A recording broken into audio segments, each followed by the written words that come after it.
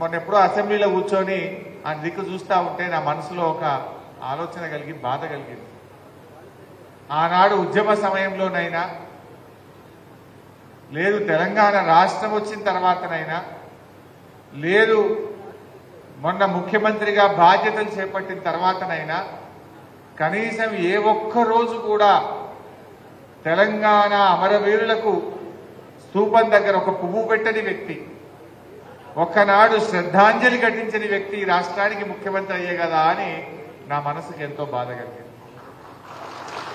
ఆ అసెంబ్లీలో కూర్చొని అధ్యక్షుడు చూస్తే ఒక్కనాడు జై తెలంగాణ అనే వ్యక్తి, ఒక్కనాడు తెలంగాణ ఉద్యమంలో పాల్గొనని వ్యక్తి, ఒక్కనాడు అమరుల స్తూపం దగ్గర ఒక పువ్వు పెట్టని వ్యక్తి రాష్ట్రానికి ముఖ్యమంత్రి అయ్యే కదా అని నా గుండె నిజంగా బాధ కలిగింది. ఆ రోజు నా అసెంబ్లీలో కూర్చొని నాకు నేనే అనుకున్నా, ఒకనాడైతే మా తమ్ముడు యాడ్ చేస్తుండు, ఎవడరా జై తెలంగాణ అనేది దమ్ముంటే రెండు రాని తుపాకీ పట్టుకొని బయలుదేరినాడు. అటువంటి వ్యక్తి రాష్ట్రానికి ముఖ్యమంత్రి అయ్యే కదా అని నేను ఎంతో నాకు నేను అసెంబ్లీలో కూర్చొని నా మనసులో కొద్దిగా బాధపడ్డటువంటి సందర్భం. బట్ ఏదైనా ప్రజలు గొప్పవాళ్ళు, కాలం నిర్ణయిస్తారు. ఆ కాంగ్రెస్ పార్టీ చేసిన మోసపూరిత వాగ్దానాలు అయ్యో అరచేతుల వైకుంఠం చూపించిందిగా. ఇక రాంగన 2 లక్షల రుణమాఫీ, రాంగన 4,000 పింఛన్, రాంగన 2,500 రూపాయలు, వడ్ల అమ్ముకోకుని బోనస్ అని ఇట్లా ఎన్నో మోసపూరిత వాగ్దానాలు చెప్పినటువంటి కాంగ్రెస్ మాటలు నమ్మి కొద్దిమంది ఓట్లేసినారు, ప్రజలు ఓట్లేసినారు. కానీ మొన్న కూడా చాలా బాగా కష్టపడి మీరందరూ కూడా పనిచేసినారు. స్వల్ప మెజార్టీ, దాదాపు 7,000 మెజార్టీతో మనం ఈ సీట్ కోల్పోయినాం. సరే, గెలుపు ఓటములు ఉంటాయి. మనం అధికారంలో ఉన్నా ప్రతిపక్షంలో ఉన్నా మనం ప్రజల పక్షాన ఉందాం, ప్రజల కోసం పనిచేద్దాం. సరే, ఇలా మనకేం బాధ్యత ఇచ్చిన ప్రజలు, ప్రతిపక్షంలో ఉండేటువంటి బాధ్యత మనకు ఇచ్చారు.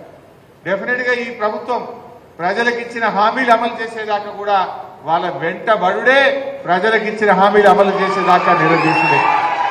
ఎక్కడ వదిలేదు లేదు, అసెంబ్లీలో వదిలేదు లేదు, కింద గ్రౌండ్ లో కూడా వదిలేదు లేదు, ఎంబడ వరుడే పరుడు. మీరు కూడా కార్యకర్తలు ఎవరు అధైర్యపడకుండా, జర నా ఇల్లు ఇదికే ఉంటుంది. మీరేదైనా నిజంగా ఇబ్బంది వస్తే ఒక్క ఫోన్ కొట్టుండి, గంట సేపట్లో షాద్నగర్ లో ఉంటా. ఎవడన్నా మీ తెరువు వచ్చినా, మిమ్మల్ని ఎవడన్నా ఇబ్బంది పెట్టినా సీనన్న, నేను, లచ్చన్న అందరం కలిసి గంట సేపట్ల మీ దగ్గర ఉంటాం, కంటికి రెప్పలాగా కాపాడుకుంటాం. ధైర్యంగా ఉండండి, ఎవ్వరు కూడా అధైర్యపడాల్సిన అవసరం లేదు. మీ మీద అక్రమ కేసులు పెట్టినా, దాడులు చేసినా, మిమ్మల్ని ఇబ్బంది పెట్టినా మేమున్నాం. మీరెవ్వరు కూడా అధైర్యపడాల్సినటువంటి అవసరం లేదు. తక్కువ మా 39 మంది ఎమ్మెల్యేలు ఉన్నాం. అవసరమైతే బస్ చేసుకొని వస్తాం అందరం కలిసి. ఎక్కడ కూడా మీరు వెనకడుగు వేసేదే లేదు, ముందుకు పోదాం మనం. అట్లా అనుకుంటే, నిజంగా మన కేసీఆర్ అట్లా అనుకుంటే ఇవాళ తెలంగాణ రాష్ట్రం వస్తుండేనావే. ఆనాడు 2001లో జై తెలంగాణ అన్ననాడు మన అందరు పిక్చర్లు లెక్క చూసిరు. ఇది వచ్చినట్ట అన్నారు. ఒక్కడిగా బయలుదేరిండు మన కేసీఆర్. మొత్తం తెలంగాణను చుట్టుముట్టి ఢిల్లీని కదిలించి తెలంగాణ తెచ్చిండు మన కేసీఆర్. ఎన్ని ఇబ్బందులే. ఆనాడు ఏమన్నారు, తెలంగాణ కోసం కొట్లాడితే ఇది పాల పొంగు అన్నారు, ఇది నీటి బుడగా అన్నారు, ఇది అమాస పుట్టింది పుణ్యానికి పోతుంది అన్నాడు ఒకడు, ఇది పుణ్యానికి పుట్టింది అమాసకు మాయమవుతుంది అన్నాడు ఇంకోడు. ఎన్నో మాటలు మాట్లాడింది. ఈ బక్క చిక్కాయితో అవుతుందా అన్నారు మన కేసీఆర్ని పట్టుకోండి. ఓ చంద్రబాబుకి ఎదురే లేదు, విజన్ 2020 అన్నారు, 30 ఏళ్ల ముఖ్యమంత్రి అన్నారు. చూడలేదా మనం? ఎంతమంది మన పార్టీని కేసులు పెట్టిండ్రు, ఇబ్బందులు పెట్టిండ్రు. అటు చంద్రబాబు అయితేమి, రాజశేఖర రెడ్డి అయితేనేమి, ఎన్ని ఒడిదొడుకులు వచ్చినా గట్టిగా నిలబడ్డం. ఢిల్లీని కదిలించి తెలంగాణ తెచ్చిన పార్టీ మన బీఆర్ఎస్ పార్టీ. చరిత్రలో ఉంటాం. ఎవరు తెచ్చినా తెలంగాణ అంటే బీఆర్ఎస్ పార్టీ అంటారు, కేసీఆర్ అంటారు. మనందరికీ ఆ గౌరవం ఉంటుంది తప్ప ఈ రేవంత్ రెడ్డికో ఈ కాంగ్రెస్ పార్టీకో ఉంటుందా? ఏనాడన్నా జై తెలంగాణ అన్నో లాయిల్లు. అందువల్ల ఏనాటికైనా ఆ గౌరవం మనకే దక్కుతుంది. మనం ఆ స్ఫూర్తిని కొనసాగిద్దాం, కష్టపడి మంచిగా పనిచేద్దాం. అర్థం అయితేనే ఉన్నది. ఇప్పుడిప్పుడే చిన్నగా చర్చ మోపైంది ప్రజల్లో. అయ్యో ఏమైపోయాయి అని అనుకుంటలేరా జనం? ఇప్పుడు ఒకరొకరు చర్చ చేస్తున్నారు. ముఖ్యంగా ఎన్ని మాటలు చెప్పిందే వాళ్ళు. ఈరోజు నా దృష్టిలో అయితే మనకు చిన్న స్పీడ్ బ్రేకర్ లాంటిది. రోడ్డు మీద పోతుంటాం, స్పీడ్ బ్రేకర్ వస్తే ఏమవుతుంది? బండి కొద్దిగంతా స్లో అవుతుంది, దాటినాక పికప్ అవుతుందా లేదా? మనం కూడా గ్యారెంటీగా పికప్ అయ్యేది మనమే, మళ్ళీ రాష్ట్రంలో ప్రభుత్వంలోకి వచ్చేది కూడా మనమే. వాళ్ళ పరిస్థితి ఏందో మనం చూస్తారేమో. మొన్న అసెంబ్లీలో ఆగమాగం ఆగమాగం, ఒక విషయం మీద ఒక ఐడియా లేదు. పోయిండ్రు ఢిల్లీలో ఆయన మన ప్రాజెక్టులన్నీ కృష్ణా రివర్ మేనేజ్మెంట్ బోర్డు అంటే ఢిల్లీకి అప్పచెప్తామని సంతకాలు పెట్టొచ్చింది. ఎవరైనా పెడతారే? 10 ఏళ్లు మన బీఆర్ఎస్ గవర్నమెంట్ ఉంటే మనం ప్రాజెక్టులు ఢిల్లీకి అప్పచెప్పలేదు. కానీ వీళ్ళు 2 నెలలు కాలే ఆయనతో పోయిండ్రు, సంతకాలు పెట్టిండ్రు, ఢిల్లీకి అప్పచెప్పొచ్చిండ్రు. అంటే మనం అడక తినే పరిస్థితి తెచ్చింది. ఇలా మళ్ళా బీఆర్ఎస్ పార్టీ ఉద్యమ పార్టీ లేచి నువ్వు గట్టెట్లు అప్పచెప్తావు, నీ సంగతి ఏందని గల్లా పట్టుకొని గట్టిగా అడిగితే అబ్బా మేమే బబ్బెబ్బే అన్నారు. మళ్ళీ ఏం చేసిర్రు? ఇక మేము ఇయ్యమని అసెంబ్లీలో తీర్మానం పెట్టింది. ఎందుకు పెట్టింది తీర్మానం? ఈ గులాబీ జెండా ఉన్నది కనుకనే ప్రాజెక్టులు ఇయ్యము అని అసెంబ్లీలో తీర్మానం పెట్టిండ్రు, వెనుకడుగు పట్టిండ్రు. నిజంగా మనం లేకపోతే ఉండునా? ఆయనతో ఢిల్లీకి అప్పచెప్పుదురు, తెలంగాణ నోట్లే మట్టి పట్టుండే. నీళ్లు దొరకపోవు, కరెంటు దొరకపోవు, మంచి నీళ్లు ఉండకపోవు, కాలువ నీళ్లు ఉండకపోవు. కానీ ఇలా తెలంగాణ కోసం పుట్టిన పార్టీ బీఆర్ఎస్ ఉంది కనుకనే ఏం సంగతి బిడ్డ అని కేసీఆర్ నల్లగొండల గర్జించిండు, మనం అసెంబ్లీలో గట్టికి కొట్టాలంటే దెబ్బకు మనం తోక ముడిచింది. ఇది ఇందుకోసం మన కేసీఆర్ ఉండాలి, ఇందుకోసం మన గులాబీ జెండా ఉండాలి. తెలంగాణ ప్రయోజనాల విషయంలో, తెలంగాణ హక్కుల విషయంలో ఏనాటికైనా ఈ గులాబీ జెండాకు ఉన్నటువంటి ప్రేమ ఈ కాంగ్రెస్ అనుకుంటది, ఈ బీజేపీ అనుకుంటది. వానికి రాజకీయాలంటే వాళ్ళ అధికారం కోసం ఆడతారు, వాళ్ళకి రాజకీయాలు ఒక గేమ్ లాగా ఉంటాయి వాళ్ళకి. కానీ మనకు రాజకీయాలంటే తెలంగాణ ప్రజల ప్రయోజనాలు, తెలంగాణ ప్రయోజనాలే కోసమే ఇవాళ మనం రాజకీయం చేస్తాం.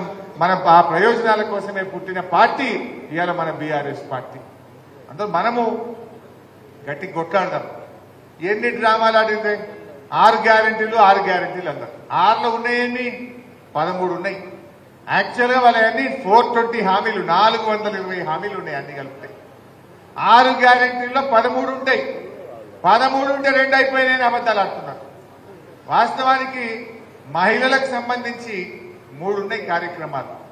ఒకటి నెలకు 2500 ఇవ్వాలి, రెండోది 500కి సిలిండర్ ఇవ్వాలి, మూడోది ఉచిత బస్సు ఇవ్వాలి. మూడింట్లో ఒకటి ఇచ్చిండు, అయిపోయింది అంటాడు. నువ్వు 2500 ఇస్తే కదా నేను అయిపోయేది. ఇచ్చినవా 2500? మన తెలంగాణలో 18 ఏళ్లు నిండిన మహిళలు ఎంతమంది ఉన్నారంటే దాదాపు 1,50,00,000 మంది మహిళలు ఉన్నారు. మరి వీళ్ళందరికీ 2500 ఇవ్వాలంటే బడ్జెట్లో మన పైసలు పెట్టిండా? పెట్టలే, ఉత్తదే చేసిండు. అంటే రేపు దాంట్లో ఎట్లా కోతలు పెట్టాలి, ఎట్లా ఎగబెట్టాలని వంటలు వండే పరిస్థితిలో ఉన్నారు. ఊకుంటామా మనం? రేపు గ్యారెంటీగా ప్రతి 18 ఏళ్లు నిండిన వాళ్ళకి ఇవ్వాల్సిందే అని ఈ కాంగ్రెస్ ఎమ్మెల్యేలను గల్లీలో పట్టుకుంటాం, మన ప్రభుత్వాన్ని అసెంబ్లీలో పట్టుకుంటాం. ఇడిస్తామా మనం? ఎందుకంటే మీరు ఆలోచించండి, వాళ్ళు బాండ్ పేపర్లు వచ్చిర్రు, నోటరీలు చేసి పంచలే, నమ్మరు, ప్రజలు నమ్మటట్టు లేరని బాండ్ పేపర్లు తీసుకుపోయి ఇంటింటికి ఇచ్చి ఇగో మేము గెలిస్తే బాండ్ పేపర్ ఇస్తున్నాం, 2500 ఇస్తాం, 2 లక్షల మాఫీ చేస్తాం. చేసిండ్రా? బాండ్ పేపర్లు వంచిండ్రు, ప్రజల్ని మోసం చేసిండ్రు. ఈ కాంగ్రెస్ పార్టీ హిమాచల్ ప్రదేశ్ రాష్ట్రంలో 10 గ్యారెంటీలని అక్కడ మోసం చేసింది, కర్ణాటకలో 5 గ్యారెంటీలని మోసం చేసింది, తెలంగాణకు వచ్చి 6 గ్యారెంటీలని ఇక్కడ మోసం చేసింది. మీ ఓట్లేసిన ప్రజలకు ఇలా మోసం చేస్తున్నటువంటి పార్టీ ఇలా కాంగ్రెస్ పార్టీ. మనందరం రైతు బిడ్డలవి. ఇలా రైతులకు ఎన్ని విషయాలు చెప్పిందే. ఎవరైనా అప్పు తెచ్చుకోకపోతే జల్దీ పోయి తెచ్చుకోరు బ్యాంకుల. 9వ తారీఖు నాడు మొదటి సంతకమే రుణమాఫీ అన్నారు. ఆయన మాత్రం ఓపిక లేదా. 9వ తారీఖు ప్రమాణం చేస్తా అని చెప్పినోడు 7వ తారీఖే చేసిండు, 2 రోజులు ముంగట చేసిండు. అంటే ప్రమాణ స్వీకారానికి మాత్రం తొందరపడ్డాడు, గ్యారెంటీలు అమలు చేయమంటే మాత్రం ఆలస్యం చేస్తున్నాడు. కుర్చీ దక్కనీకేమో 2 రోజులు ముంగటికి వచ్చినావు, గ్యారెంటీలు అమలు చేయమంటే వెనకకు పోతున్నావు. ఇంత అర్థమైతలేదా మనకు? మరి 7వ 9వ తారీఖు, డిసెంబర్ 9, జనవరి 9, ఫిబ్రవరి 9, మార్చి రానే బట్టే. మరి 2 లక్షల రుణమాఫీ ఆడవా? ఇంకేమన్నారు రైతులకు? ఆ రోజు నేను రైతు బంధు డబ్బులు వచ్చినాయి, ఎల్లుండి పొద్దుగాల పైసలు పడతాయి, సోమవారం అనగానే ఎలక్షన్ కమిషన్ కు కంప్లైంట్ చేసింది. ఇప్పుడు పైసలు వేయొద్దని ఎలక్షన్ కమిషన్ కు ఫిర్యాదు చేసింది. అంతేకాదు ఇప్పుడు వస్తే 10,000 మేము వస్తే 15,000 పడతాయి అన్నాడు. అనలేదా? 9 తారీఖు దాటితే 15,000 పడతాయి అన్నాడు. మరి ఇప్పుడు 15,000 కొండ 4 మంది అయితే ఉన్న 4 పోయిందట. 15 వాళ్ళే 10 పడ్డాయా? మరి ఇప్పటికి 3 ఎకరాలను కూడా పడకపోయా. ఎప్పుడన్నా కేసీఆర్ ఉన్నప్పుడు ఇట్లా అయిందా?